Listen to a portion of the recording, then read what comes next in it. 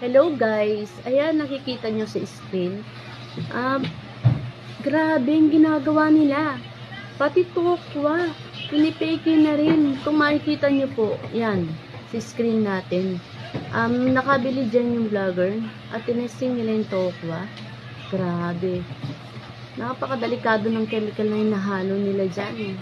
Sobra ganyan po sa, hindi natin babanggitin saan mahirap na, pero hindi nila makapaniwala na grabe yung chemical na halo dyan. As in talagang nakakasama sa katawan ng tao. So hindi nila alam. Pero sa pagluluto, malalaman mo kasi ganyan texture niya. Talagang iba ang lasa. So guys, mag-ingat po tayo. Malalaman mo kung peke. Ganyan po yung texture niya. Kahit itsa-itsa mo na siya, hindi pa rin siya basa-basa nasisira. So mag-ingat po tayo sa ating mga nabibili guys.